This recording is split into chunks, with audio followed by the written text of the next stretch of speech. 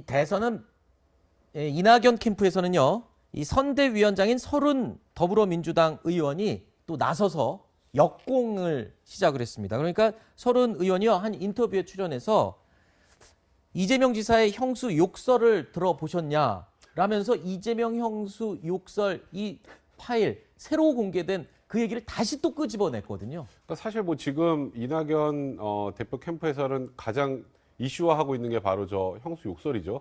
물론 이낙연 전 대표가 그걸 직접적으로 거론을 하지 않지만 캠프 내에서 계속 얘기가 나오고 유튜브에서도 그 형수 욕설 이번에는 뭐 그때도 물론 있었다고 하지만 새로 공개된 것들이 또 추가돼서 물론 못 들어본 분들은 그냥 형수에게 욕설했다 정도로 알지만 그 욕설을 실제로 듣게 되면 그 굉장히 생각보다 그 파급효과가 크단 말이죠. 근데 그런 것도 지금 계속 제기하고 있다 보니까 지금 민주당 경선이 앞으로 미래 대한민국을 어떻게 만들까 보다는 17년 전에 뭐를 했냐, 옛날에 가족한테 욕을 했냐, 욕을 하지 않았냐, 뭐 그 욕이 어땠느냐, 이걸로만 가는 것 같아서 사실 외부에서 보는 국민 입장에서는 그렇게 썩 유쾌한 상황은 아닌 것 같습니다. 네.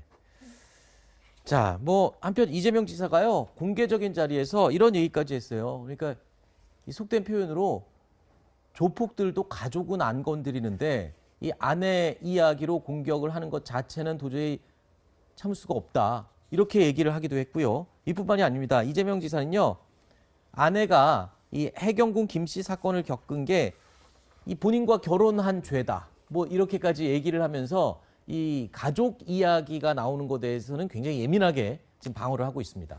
뭐 들어오지 못한 사람이 많다 그러는데 저에게는 이미 지난 지방선거 때 나왔던 얘기고요. 네. 그리고 이제 부인에 대한 부분들도 검찰에서 무혐의 처분이 된 거고 형수 욕설 문제는 이재명 지사가 사과했다고 계속 사과하잖아요. 잘못했다고 사과하고 있는 사실인데 이런 부분에 대해서 자꾸만 들추어내는 부분들이 저는 이재명 지사가 취하고 있는 정책이 있잖아요. 비전이 있고 정치적 입장이 있잖아요.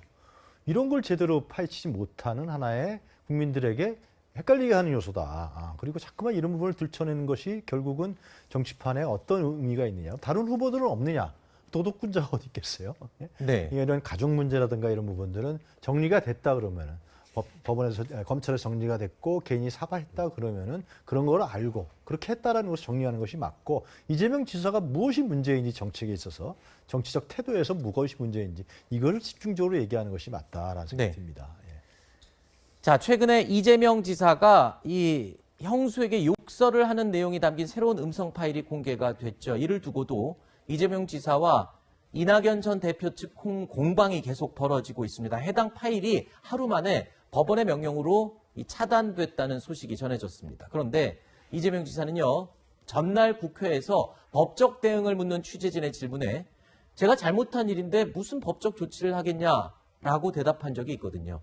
지난 2018년이었습니다. 당시 자유한국당에서도 이재명 지사의 욕설이 담긴 음성 파일을 당 유튜브 채널에 올렸다가 차단이 당했던 기억이 나는데 3년 만에 똑같은 상황이 그대로 다시 반복이 된 것 같습니다. 정확하게 동일하죠. 네. 2018년에도 그 당시에는 자유한국당 유튜브 채널에서 네. 형수 욕설 그 녹음 파일을 그대로 틀었고 이제 법원에서 내려라라고 하니까 해외 사이트에도 올리고 막 그런 식으로 했었단 말이죠. 근데 그 당시에는 이런 거죠. 실제 아까 말씀드렸던 것처럼 형수에게 욕설했다가 아니라 어떤 욕설을 했는지 국민들이 아는 것도 국민들이 알 권리 차원에서 필요하다. 후보 선택 차원에서 필요하다 했는데 그때 이제 법원의 결정이 나왔단 말이죠.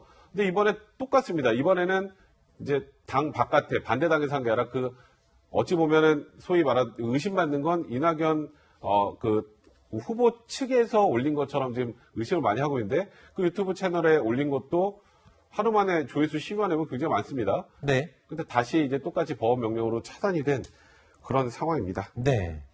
그런데요, 이 해당 녹음 파일을 공개한 채널은 이게 끝이 아니었습니다. 이 상대를 잘못 골랐다. 이것만으로 끝나지 않겠다라면서 의미심장한 글을 또 올렸더라고요. 예.